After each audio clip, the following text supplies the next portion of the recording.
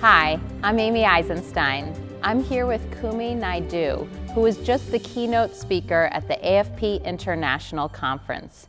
Kumi is the former executive director of Greenpeace, and I'm delighted he's here. Thank you. You spoke about the difference between terrorizing people into immobility with some of these scary topics like climate change and being able to mobilize people. Can you talk a little more about what you meant and what we should do? I think all of us in the nonprofit sector and in civil society more broadly have a responsibility to speak the truth to power. And we should not sanitize and make things sound less serious than they are. Whether it's an issue of, police brutality, violence against women, or the big challenge that threatens humanity's existence on the planet, which is climate change.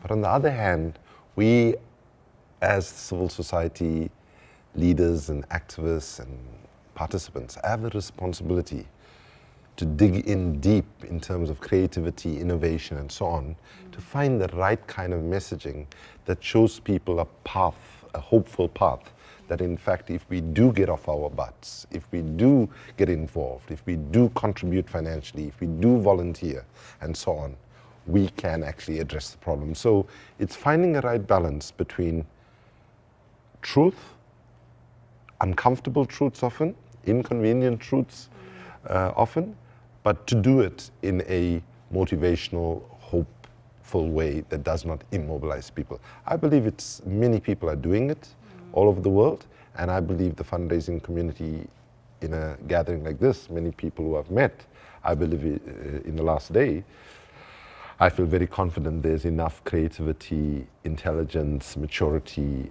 and integrity that we can actually rise to that challenge.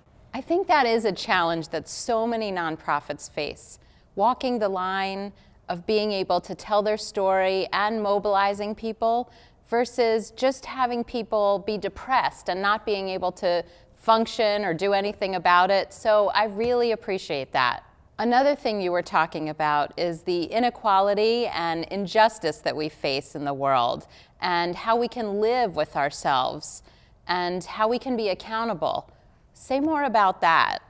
I think that we have to begin to ask some big questions as the nonprofit sector and as civil society more generally. I think one of the questions we must ask is what constitutes a happy life, what constitutes a decent life, and so on. I think that many of us have been convinced that happiness comes from more. And I think that drives us to a point on a treadmill of, the more you get, the more you want, and it's never enough. Yeah. And I do think that on a finite planet, we have to learn to share a finite set of resources in as equitable way as possible. And if those at the top of our society don't start actually supporting policies that lead to greater equality, they do it at their own peril to block a movement in that direction. Because ultimately, as you are seeing in many parts of the world, it's leading to levels of anarchy, violence, overthrows of governments, and so on. And I think that we have to recognize that we don't have a plan B, because we don't have a planet B. We have one planet, we have to learn to treasure it, share it, protect it for our children and their children's future. And as I say often, this struggle is not about saving the planet. If we continue the way we are, we will warm the planet up to the point where water becomes scarce, land to grow food becomes scarce, and therefore food becomes scarce, and ultimately the survival of humanity on this planet will not be possible. Yeah. But we will be gone, the planet will still be here, and as I jokingly said, but not that much of a joke, once humanity is out of the way, the planet will heal itself. The forests will grow back, the oceans will replenish, and so on. So we have to understand that the struggle to avert catastrophic climate change is fundamentally a struggle to protect our children and their children's future. Yeah. And when we frame it in that way, I hope those that are most powerful in society those in government and those in business, when they look at their own children in the high, they will be moved, or their own grandchildren in the highs, they will be moved to actually think about how do we actually make this world more equitable, more just, and fundamentally more sustainable. Yeah. I'm not saying it's easy, but I feel that it's absolutely within human knowledge, human creativity, human ingenuity, and human compassion. And therefore I refuse to accept the world that we live in now is the best world that humanity can create for itself. I'd like to hear you talk more about the interconnectedness of climate change and political discourse and the economy, and how you were talking about all of our modern day challenges that are interwoven and interconnected. What do we do about that? Well, you know, when I started at Greenpeace, I spent the first week working from Africa, which is my home, and I did all the media interviews with media across the world from Johannesburg. And I was surprised that the main question almost all of them asked me was, you have had a track record as an activist in human rights, anti-poverty, gender equality activism. You've never been an environmental activist. Are you abandoning those causes to move into the environment? And I said, well, you know, I find that question quite stunning actually, because as far as I'm concerned, the struggle to protect the environment and avert catastrophic climate change and the struggles to protect human rights, gender equality, poverty eradication, and so on, must, can, and should be seen as two sides of the same coin. So for example, when we're thinking about how do we ensure there's a transition from an economy that's driven by dirty, brown, fossil fuel-based energy, oil, coal, and gas, to an economy that's driven by clean, green, renewable energy, wind, solar, geothermal, wave energy, and so on. We can do that in a way that we also are consciously looking at how do we generate significantly more jobs. And already there are multiple studies showing that the job creation potential in making that transition from dirty energy to clean energy can give us a jobs dividend.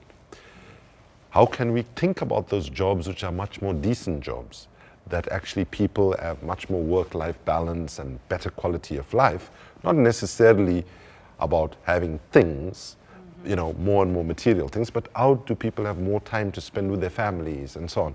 So I don't believe making the change to clean energy, for example, needs to come at a cost. In fact, I think if we made the transition in a thoughtful, creative, and innovative way, we can have multiple wins on poverty eradication, on job creation, and other associated, positive things can come out of it. It seems like a win-win, so I can't imagine why it's such a challenge. There is a simple reason, sadly, for it. Okay.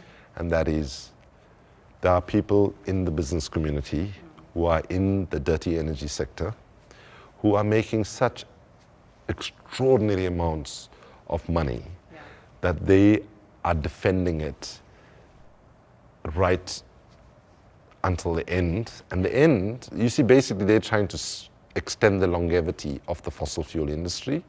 And sadly, if our political leaders do not stand up and say enough, they might win out, and we will risk our children and their children's future even more than we've risked it already. But I think I am very inspired by young people in the United States, in China, around the world. I have to say, young people get it.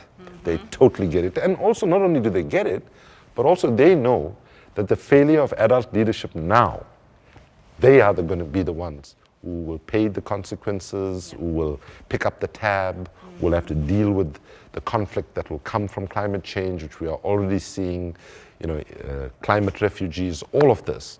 And I'm inspired. I am very hopeful.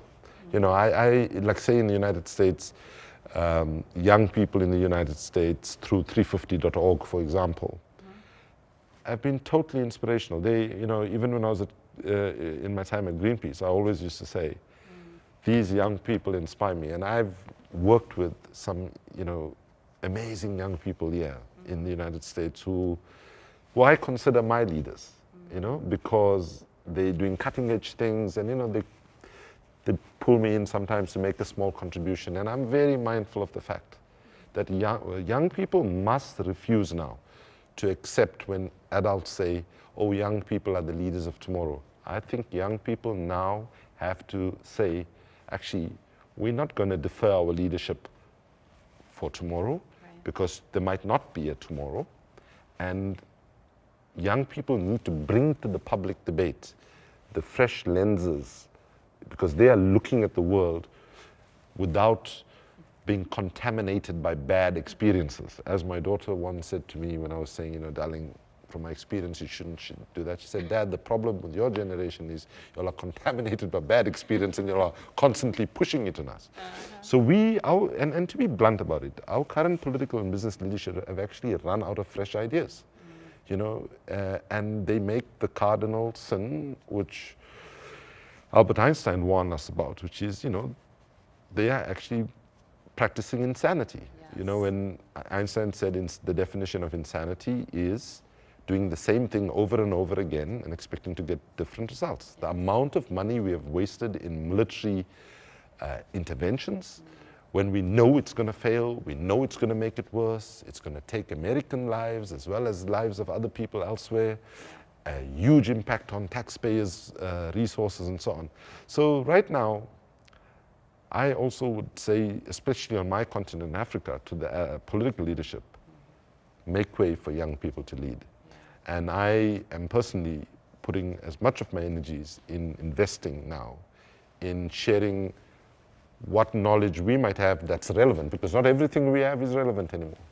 But I think the biggest contribution people who are older need to do now is actually invest in young people, help them to take leadership. And one of the things I love so much about being at this fundraising congress so far is yesterday in the opening, when they did the diversity and inclusion piece, to see those young people coming forward. And I just had a warm feeling, and I think we need to do more of that on a larger scale and look at accelerated learning paths for young people, because they can bring to the public debate fresh ideas, which is desperately needed right now.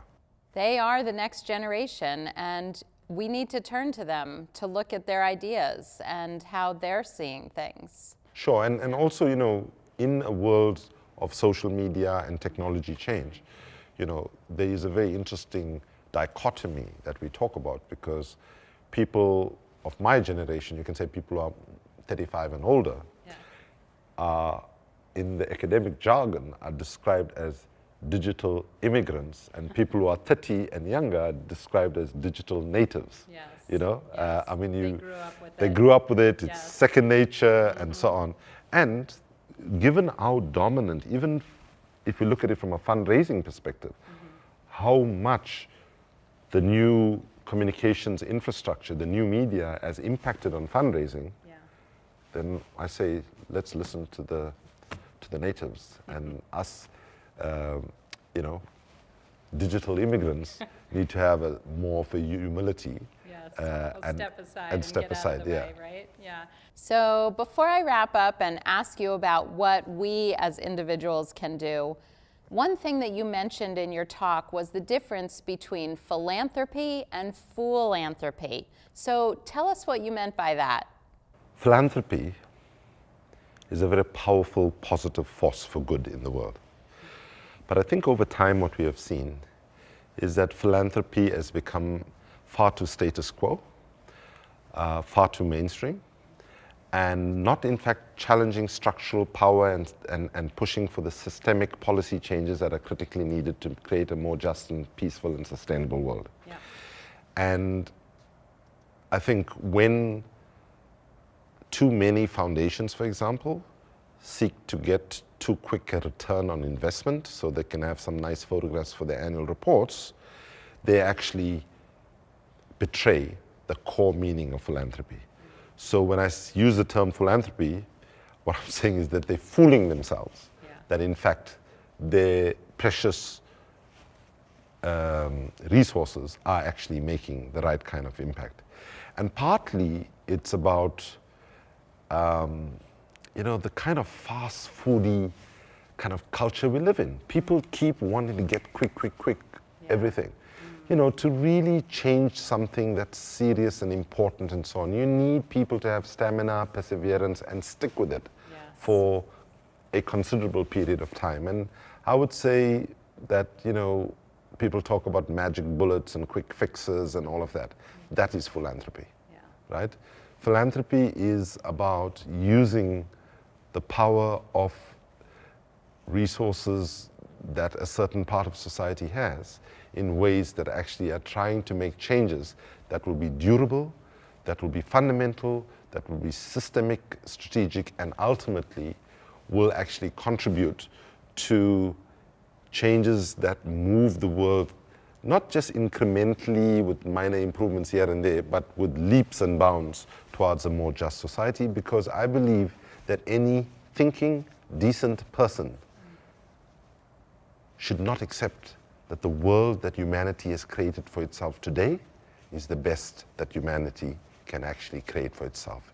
Anybody who accepts that the world we live in is the best we can create, with just a few little changes here and there, is a person seriously lacking in ambition and vision. And thankfully, there are not that many people in the world of civil society. If you look at where the challenge is coming, where the big questions are being raised, all of these agendas have started with ordinary citizens.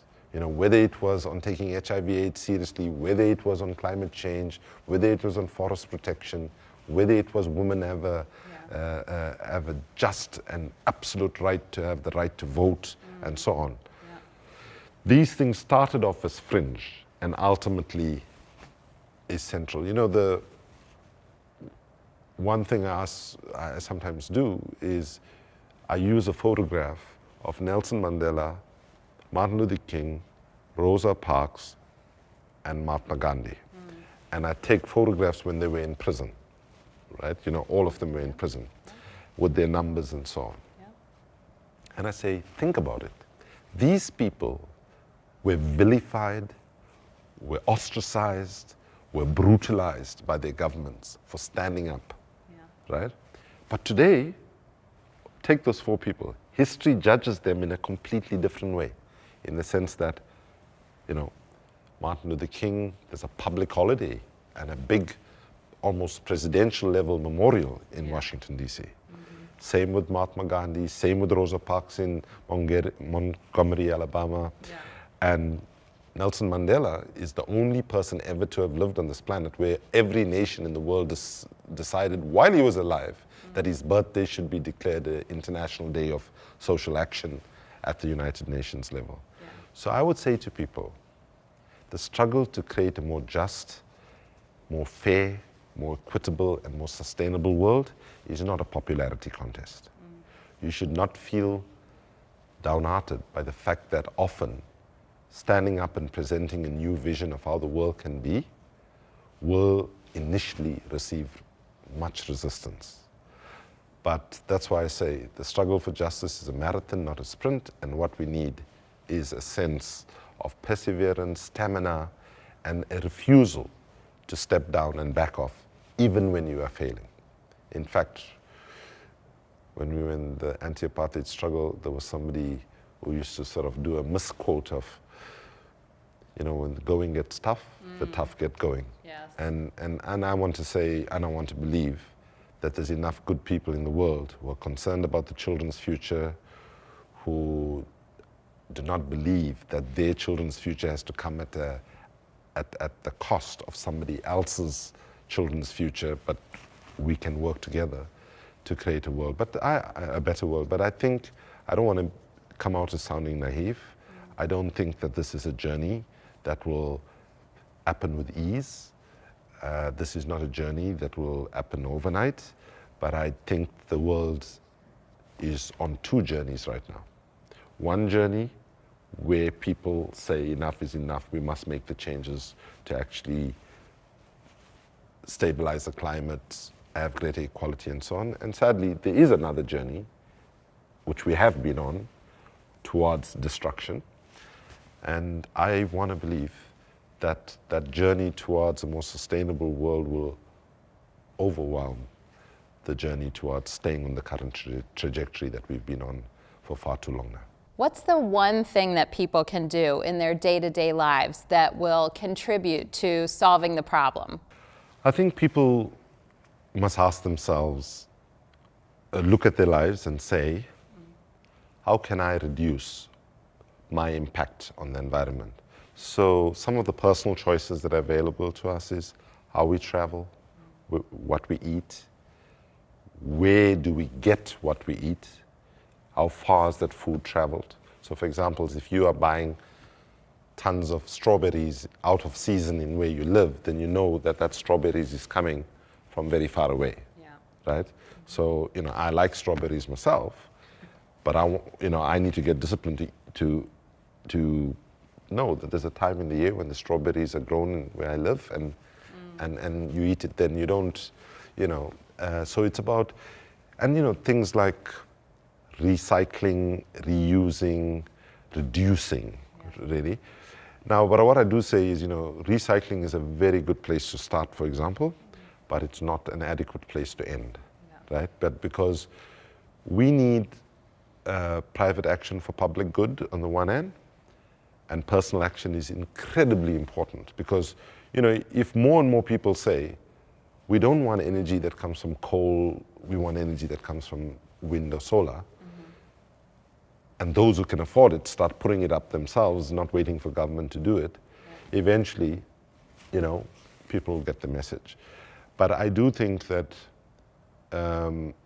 too often political and business leaders sort of will say, yes, people should conserve energy and they should, but that's passing the buck, right? Because if you just put all your energies in individuals changing of lifestyle and don't address the fundamental challenges, one challenge being that every year as we sit now, more than $1 trillion of taxpayer money goes as subsidies to oil, coal, and gas companies, right? And the US government and all the powerful G20 governments have agreed in 2009 that they should stop these taxpayer-funded subsidies.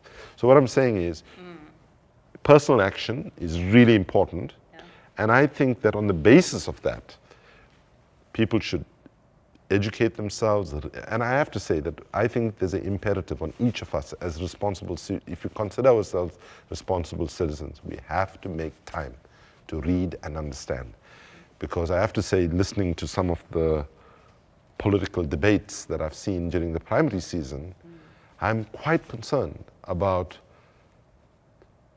how, in fact, people with powerful positions are still in denial about how serious the situation is. And if individual citizens think that we will solve the problem just by only changing our own patterns of life and leave it to business and politicians to deal with the bigger issues, then I think that's a bit of a risky bet to take. One of the things that we can do here in America, we have a big election coming up, so everyone needs to vote. Absolutely, and I think that as the election gets to November, the November period, I think it's critically imperative that citizens ask the question, what is your position on addressing climate change? And I have to say, on a positive note, I'm encouraged to see where the debate in the United States is now compared to where it was, say, even 5 years ago.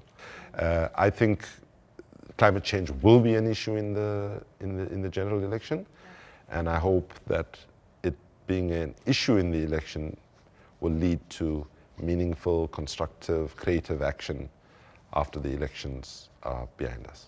All right, great. Well, what a great place to end. So thank you so much for your time. I really appreciate you spending a few minutes with me and speaking here today. Thank you, it's a pleasure.